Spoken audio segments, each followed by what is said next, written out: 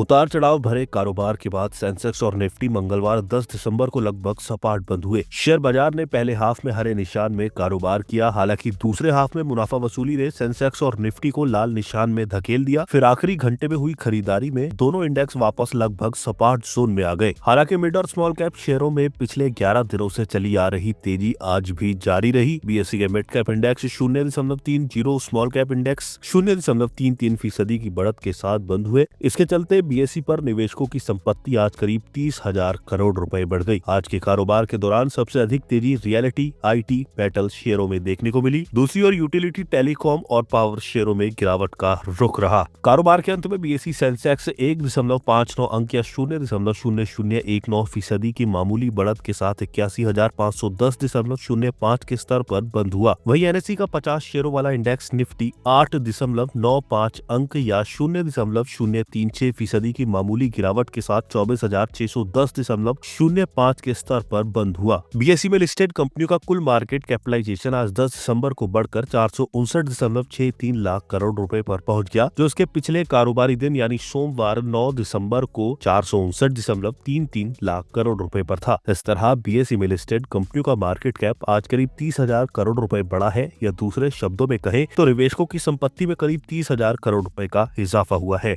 BSE Sensex के 30 में से 15 शेयर आज हरे निशान में यानी बढ़त के साथ बंद हुए। इसमें बजाज फिनसर्व के शेयरों में 1.59% की सबसे अधिक तेजी रही, जिसके बाद HCL Tech, State Bank of India, Infosys और बजाज फाइनेंस के शेयर 0.94% से लेकर 1.31% की तेजी के साथ बंद हुए। वहीं सेंसेक्स के बाकी 15 शेयर आज गिरावट के साथ बंद हुए। इसमें भारतीय एयरटेल का शेयर 1.42% की गिरावट के साथ टॉप लूजर रहा। वहीं Adani Ports, Tech Mahindra, Reliance Industries और एक्सिस बैंक के शेयरों में 0.73% से 1.39% तक की गिरावट देखी गई। 11 दिसंबर को कैसी रह सकती है बाजार की चाल? प्रोग्रेसिव शेयर्स के निदेशक आदित्य गग्गर का कहना है कि फ्लैट ओपनिंग के बाद निफ्टी में हल्की तेजी आई, लेकिन जल्द ही बिकवाली का दबाव बनता दिखा। इसके बाद निफ्टी 24,550 के अपने तत्काल सपोर्ट को छूता नजर आया। कारोबारी सत्र के अंतिम घंटे में चुनिंदा हैवीवेट इंडेक्स को ऊपर की ओर बढ़ने में सपोर्ट दिया। अंतिम में निफ्टी 8.95 अंकों का नुकसान के साथ 24,610.05 पर बंद हुआ। रियलिटी सेक्टर ने 1% से अधिक की बढ़त के साथ अपने बेहतर प्रदर्शन को जारी रखा। उसके बाद आईटी और पीएसयू बैंकों में भी अच्छी तेजी रही। दूसरी तरफ मीडिया और एनर्जी शेयरों की सबसे ज्यादा पिटाई हुई। मिड और स्मॉल कैप दिन के अंत में हरे निशान में बंद हुए।